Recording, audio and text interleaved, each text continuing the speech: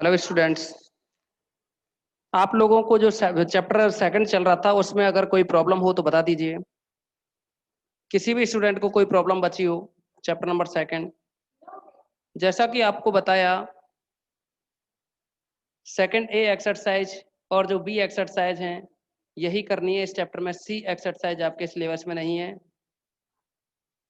और हाँ, be exercise में भी आपको ओनली एग्जाम्पल सी करने हैं। बी एक्सरसाइज को न करें, एक्सरसाइज को न करें।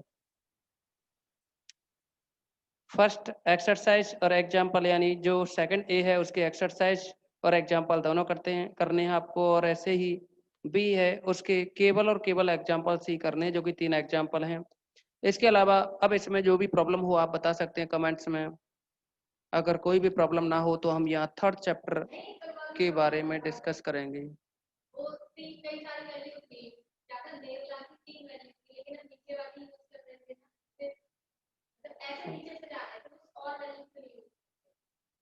अच्छा देखिए, एक प्रॉब्लम है एक बच्चे की।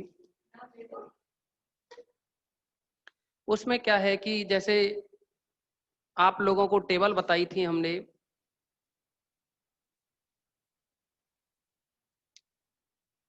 कोई भी क्वेश्चन सेलेक्ट कर रहे हैं।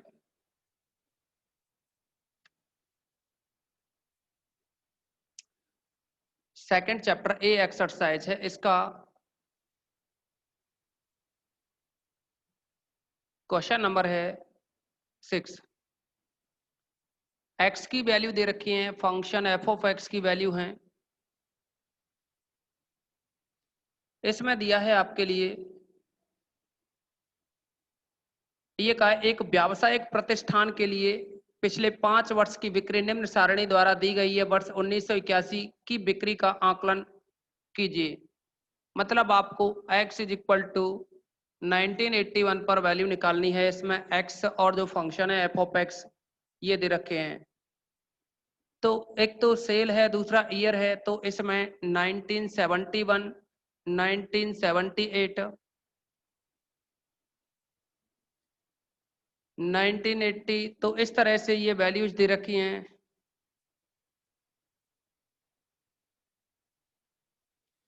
इसके करस्पॉन्डिंग आपको फंक्शन की वैल्यू दे रखी है। इस पे तो है 40, फिर है 43, 48, 52, 57। यहां हमें क्वेश्चन नहीं करना, केवल आपको यह समझाना है कि 1981 पर जो वैल्यू पूछी है तो इसमें कौन सा मेथड लगेगा, न्यूटन, ग्रेगोरी, फॉरवर्ड या बैकवर्ड, ये कैसे पता करोगे।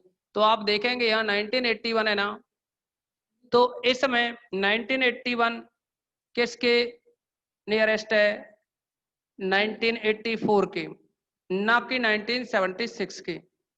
तो यानी 1982 और 1984 है, इसके बीच में रहेगा 1980 और 1982 के बीच में रहेगा ये 1981।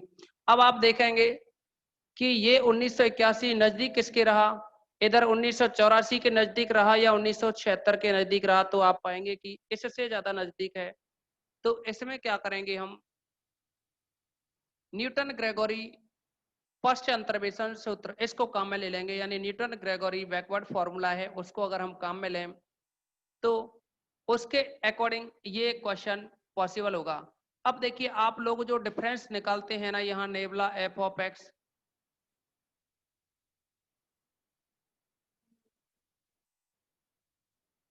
तो ये बनेगा 43 में से 40 घटाओगे माइनस का 3, यहाँ से 5 आएगा और यहाँ से 4 आएगा और यहाँ से फिर 5 आएगा। इसको भी घटाओगे तो 2 आएगा, माइनस का 1 आएगा और 1 आएगा।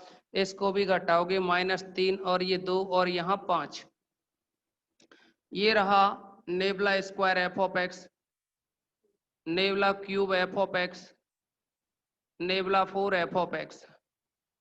तो अब यहाँ आप लोग समझेंगे, ये वैल्यू होती है ए की और ये होती है a प्लस एच, ये a प्लस 2h, इस तरह से लास्ट में जो होती है वो a प्लस एन एच। इसको आप चाहो तो a plus n minus 1 into h करके लिख दो या a प्लस 3h करके लिख दो। ये जो a प्लस एन एच है, अगर आप यहाँ से चलते जाएं तो ये 4, ये यहाँ हो जाएगा 3h।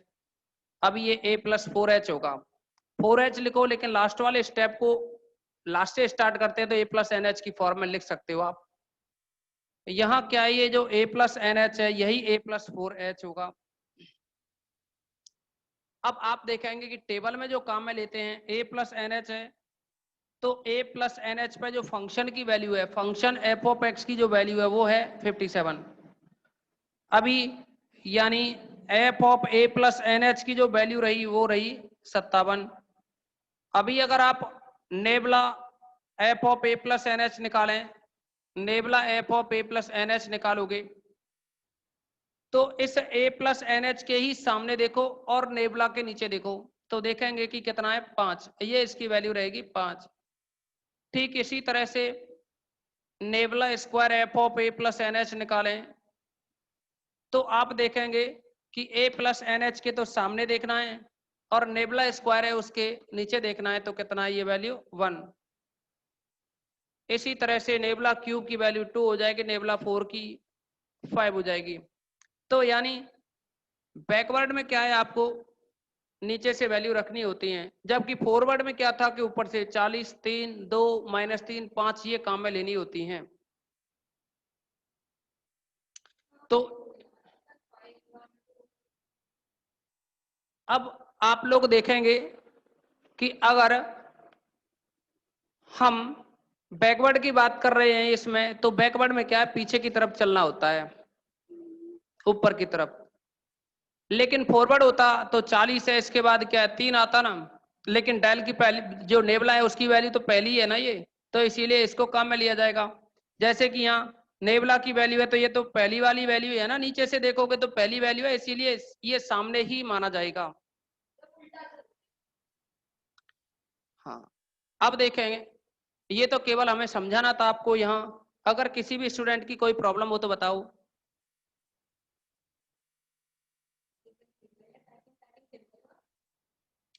किसी भी स्टूडेंट को कोई प्रॉब्लम हो तो कमेंट्स में बता दीजिए। वैसे क्या है कि जो भी आपको टॉपिक स्टार्ट किया है इसके अकॉर्डिंग आप लोगों को कोई प्रॉब्लम आएगी नहीं अगर रेगुलर क्लास ले रहे हैं तो।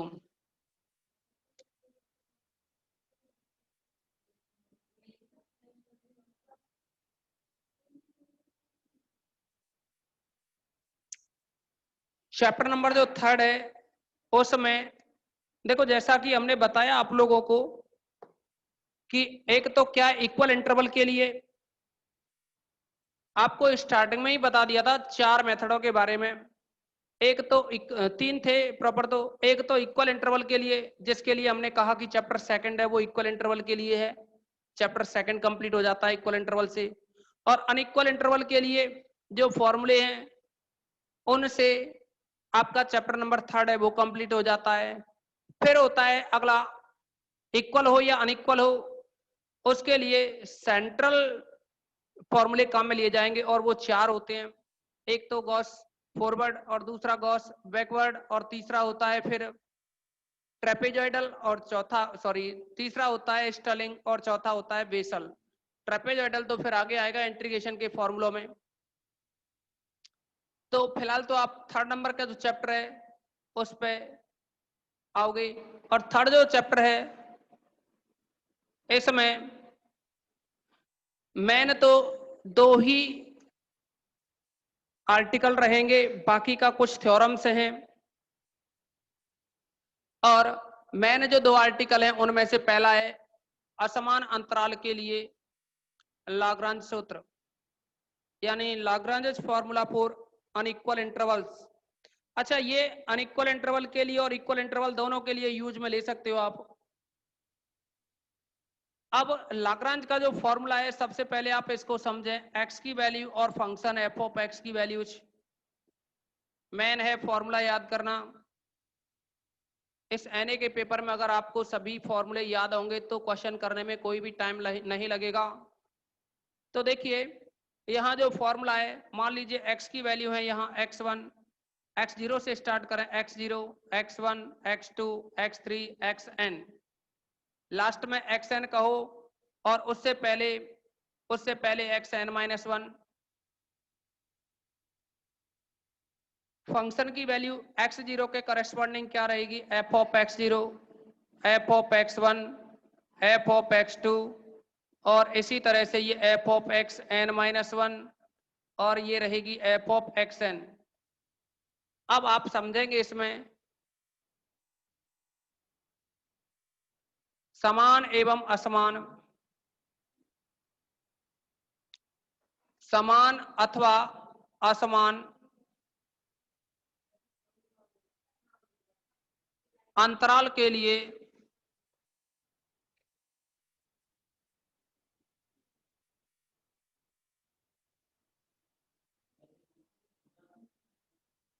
लाग्रांज सूत्र।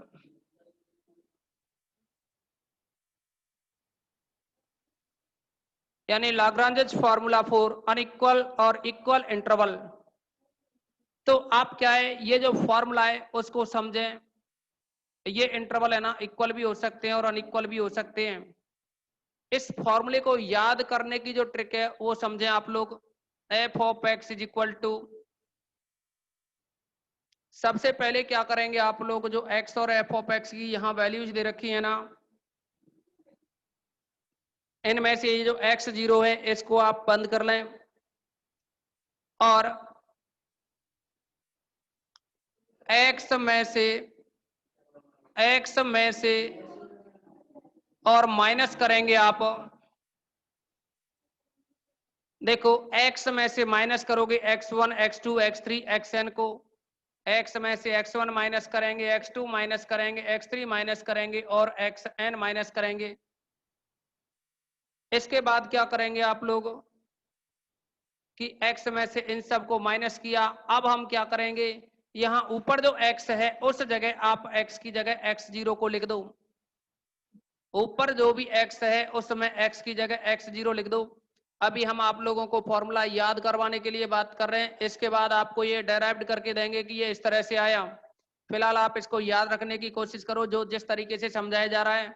अब इस x0 को क्या करेंगे हम, इस x0 को इस x की जगह रख देंगे। ऊपर जहां भी x दिख रहा है उसमें x0 रखें, तो ये बनेगा x0 माइनस का x1, x0 minus x2, x0 minus x3, last में आएगा x0 माइनस का xn।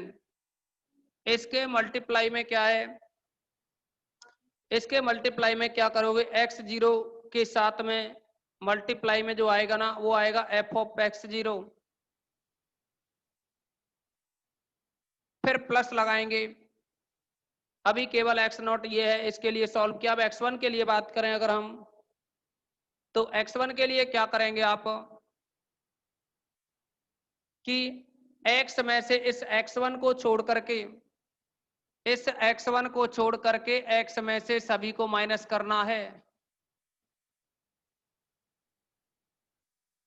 जैसा कि देखिए इस x1 को छोड़ करके बाकी के जितने भी हैं x0, x2 आगे x3 आता, यानी x0, x2, x0 के बाद x2 आया ना, x2 के बाद x3 आता और लास्ट में कितना xn, इसको लिखा जाए। ठीक इसी प्रकार से ऊपर जो x है उसकी जगह क्या करेंगे, अब इस x1 को लिख देंगे।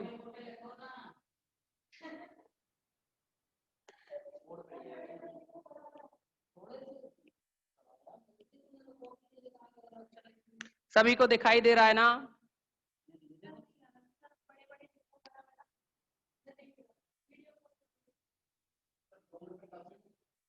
ठीक है सर, चल रहा है वैसे तो इसमें आप जो भी x दिख रहा है जहां भी, उसकी जगह क्या करेंगे, अब जो x1 को पहले हमने बंद किया था इस x1 को आप x की जगह रखें, तो यह रहेगा x1 minus x0, x1 minus x2, x1 minus x3 और लास्ट में रहेगा x1 माइनस का xn।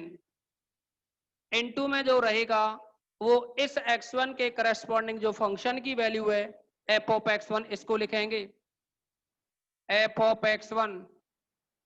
अब क्या करेंगे देखिए, प्लस में, अब फिर वही प्रोसेसिंग रहेगी। अब x2 के लिए सॉल्व करें तो x2 को बंद करें, x अब x में से x0 x1 आगे जो x3 आता है इनको माइनस करेंगे, x minus x0 x minus x1 x minus x3 और लास्ट में रहता x माइनस का xn। फिर हम यहां जो x है उसकी जगह x2 लिखें तो यह बन जाएगा x2 minus x0 x2 minus x1 x2 minus x3 और x2 माइनस का xn मल्टीप्लाई में आएगा। अब ये x2 के करस्पॉन्डिंग फंक्शन की जो वैल्यू है f ऑफ x2 ये लिखेंगे प्लस, अब लास्ट टर्म को लिख रहे हैं xn के लिए। xn के लिए लिखा जाए तो इसको हम लिख सकते हैं x में से सभी को माइनस करना है, x minus x0 x minus x1 x minus का x1 के बाद में x2 और ये रहेगा x माइनस, इस xn से पहले जो xn माइनस 1 है इसको लिखेंगे x माइनस का xn माइनस 1। अब इसमें क्या करेंगे हम कि जो x लिखा हुआ है उसमें x की जगह xn रखेंगे तो यह बनेगा xn minus x0 xn minus का x1 xn माइनस का x2 लास्ट में आएगा xn minus xn minus 1 into में जो आएगा xn के करस्पॉन्डिंग जो फंक्शन की वैल्यू है f ऑफ xn इसको लिखेंगे। तो ये तो रहा फॉर्मूला, अभी इसको हम डेराइव करेंगे।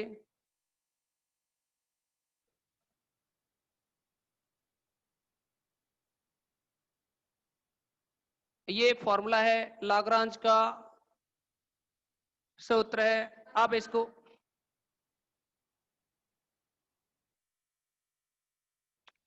प्रूव करने के लिए क्या करेंगे, माना फलन y is equal to f of x में चर x के मान, अब देखिए हमने यहां ये नहीं कह रहे हैं कि जो x के जो मान है वो समान अंतराल वाले हैं या असमान वाले, कैसे भी हो सकते हैं। चर x के मान x0 x1 x2 x3 xn के संगत फलन के मान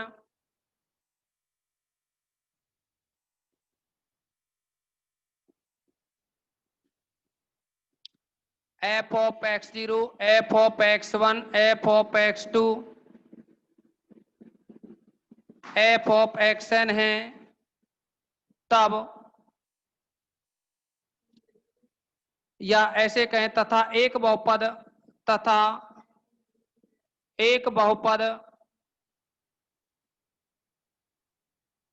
याद रखने का तरीका वो कुछ इस तरह से रहेगा f of x is equal to, ये जो f ऑफ x0 अपॉन में जो टर्म है ना इसको a0 मान लो, तो यानी ये लिखोगे आप a0 फिर है x minus x1 x minus x2 x minus x3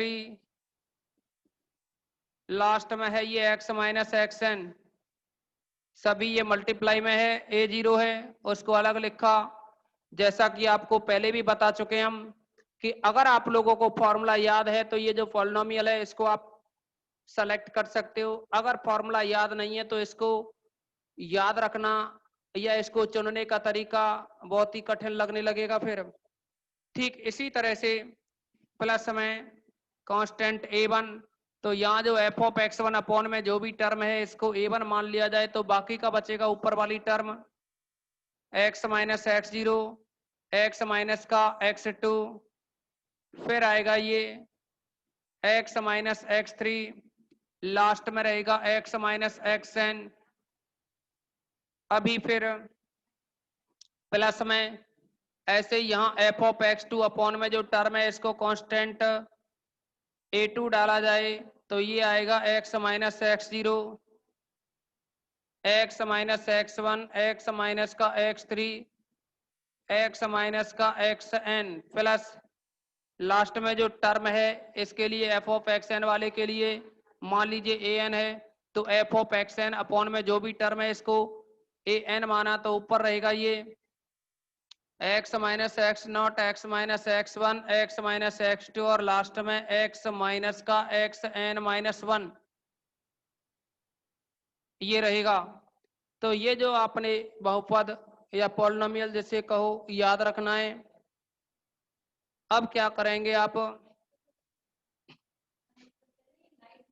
अब क्या करेंगे हम, यहाँ जो x0, x1, x2, x3, xn है, इनको बारी बारी से काम में लें। यदि x is equal to x naught लें, तब इस पॉलिनोमियल में रखेंगे x की जगह x नॉट, तो f of x naught is equal to a naught, और ये बनेगा x नॉट माइनस का x1, x नॉट माइनस का x2, x नॉट माइनस का x3 और लास्ट में आएगा ये x नॉट माइनस xn।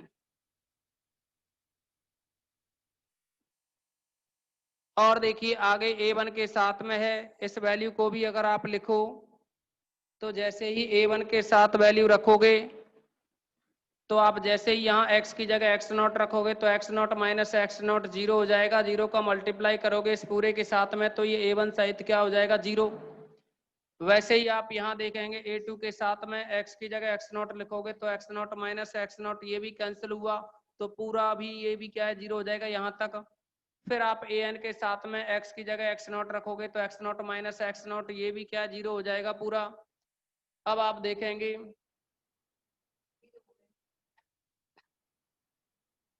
जो भी टर्म बच रही है उसमें से अगर हम ए नॉट की वैल्यू निकालें तो ये निकलेगी, this implies a naught is equal to, देखो एफ ऑफ एक्स नॉट को डिवाइड करोगे आप इस करली ब्रैकेट में जो भी टर्म लिखी है इससे, तो यह आ जाएगा F of x naught upon में, और ये रहा एक्स नॉट माइनस का X one, X naught minus का X two, x naught minus का एक्स थ्री, लास्ट में रहेगा ये एक्स नॉट माइनस का एक्स एन। आप फिलहाल इसका स्क्रीनशॉट लें। लाइट नहीं जलेगी।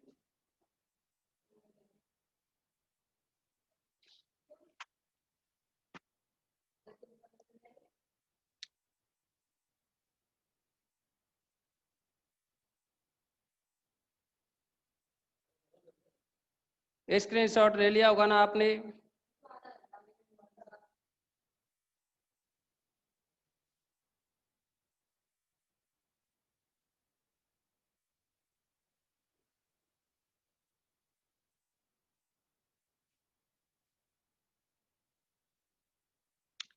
अभी देखिए जिस तरह से ए नॉट की वैल्यू निकाली, याद भी रखनी है आपको ए नॉट की वैल्यू। अभी हमें इसी तरह से x is equal to x naught पे वैल्यू निकाली ना, अभी अगली बार क्या करेंगे, x is equal to x one काम में लेंगे, फिर इसके बाद में x is equal to x two काम में लेंगे। तो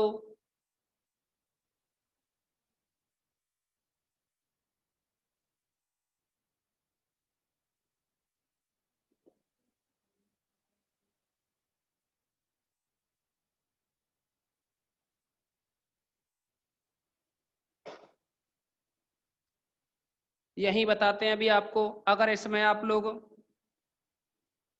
यदि x is equal to x one लें तब आप देखेंगे इसमें x की जगह x1 लिखें तो f of x1 is equal to, जैसे ही आप x की जगह x1 लिखेंगे तो x1 माइनस x1 ये जीरो हो जाएगा, तो यानी ये पूरी टर्म जीरो हो जाएगी यहाँ तक। अब देखो यहाँ पूरे में x की जगह x1 रखेंगे ना तो ये जीरो नहीं होगा, लेकिन a1 वाला जीरो नहीं होगा, लेकिन अगर a2 में इसमें देखें यहाँ x की जगह x1 आ जाएगा तो x1 माइनस x1 ये जीरो हो जाएगा। और ऐसे ही आप आगे बढ़ें, यहाँ भी an वाले के साथ में x की जगह x1 रखोगे तो x1 माइनस x1 ये भी क्या हो जाएगा, जीरो हो जाएगा। अब जितने भी जीरो हो गए उनके अलावा जो बच रहे हैं उसे लिखेंगे आप, a1 वाला बच रहा था इसमें x1 है नहीं ना कहीं, तो x की जगह x1 रखोगे आप तो यह बन जाएगा a1। फिर है इसमें x1 minus x0, x1 minus का x2, x1 माइनस का x3 और ये है लास्ट में x1 माइनस xn। आप यहाँ से भी a1 की वैल्यू निकालें, this implies a1 is equal to, divide करोगे f ऑफ x1 को f ऑफ x1 अपॉन में यह बन जाएगा x1 माइनस एक्स नॉट और ये x1 minus x2, x1 minus x3, x1 minus का xn। अगर आप इसी प्रकार करते हुए लिखें, सिमिलरली जो भी बनेगा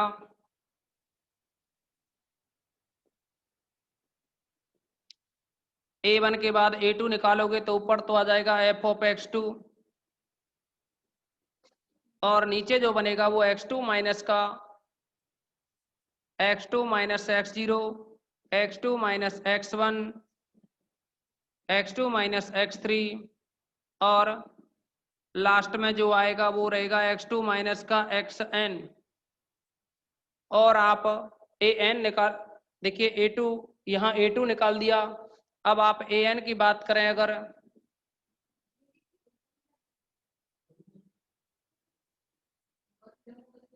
an is equal to f of xn upon में, देखिए अगली बार क्या होगा जब हम an निकालेंगे ना, तो ये जो f ऑफ x है, इस में जो f ऑफ x है, तो इसमें x की जगह क्या लिखेंगे, x की जगह xn लिख रहे हैं हम, और x की जगह जब xn लिखोगे आप, तो देखो xn लिखोगे x की जगह, तो xn माइनस xn ये जीरो हो जाएगा। यहाँ भी देखो xn माइनस xn ये भी जीरो हो जाएगा।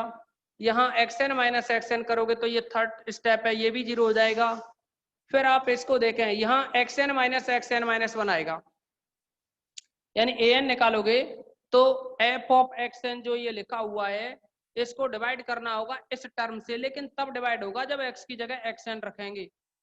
यानी ये बनेगा xn minus x not, xn minus का x1, फिर xn माइनस का x2, और लास्ट में है xn माइनस xn माइनस 1। ये वैल्यू बनी a0, a1, a2, an की। अब हम क्या करेंगे, इन मानों को, इसे आप अगर समीकरण नंबर 1 दें, जो ये बहुपद लिखा था f of x is equal to, इसको आप नंबर 1 डाल दें, तो आप क्या करेंगे, a0, a1, a2, an के मान समीकरण 1 में रखने पर, तो आप देखेंगे अभी आपने a0 की वैल्यू मिटा दी है, इससे पहले a0 की वैल्यू हमने क्या है यहाँ से मिटा दी है। चलो a0 की वैल्यू बाद में देखें, पहले a1 की रख के देख लो। a1 की जो वैल्यू है ना, वो आएगी f ऑफ x1 अपॉन में ये टर्म, तो यानी a1 ये है, इसमें ये टर्म है, इसके साथ मल्टीप्लाई होना है किसका, f ऑफ x1 अपॉन में ये जो टर्म है इसका। एक काम और करेंगे आप लोग, इन मानों को रखेंगे, इन मानों को रखोगे आप इस समीकरण 1 में, तो आपको ये बहुपद मिल जाएगा। चेक करके देखें, स्क्रीनशॉट ले लें आप, और दोबारा से हम रिकनेक्ट करेंगे। पहले स्क्रीनशॉट लो और इसको चेक करना कि वैल्यू, जैसे ही इन वैल्यूज को, अभी a0 को मिटा दिया आपने, स्क्रीनशॉट ले लिया था ना पहले वाली वीडियो जो मीटिंग थी उसमें, मीटिंग क्या हम ये कहें, अभी थोड़ी देर पहले स्क्रीनशॉट लिया, उसमें a0 की वैल्यू आप स्क्रीनशॉट में ले चुके हैं, ये a1, a2 और इनकी वैल्यूज हैं। तो अब क्या है, आप लोग एक बार इसका भी स्क्रीनशॉट लें और रिकनेक्ट करेंगे।